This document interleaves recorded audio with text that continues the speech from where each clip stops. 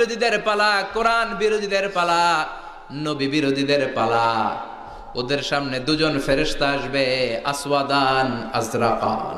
আসওয়াদান আজরাকান, নীলাভ চোখ, কালো গাত্রবর্ণের।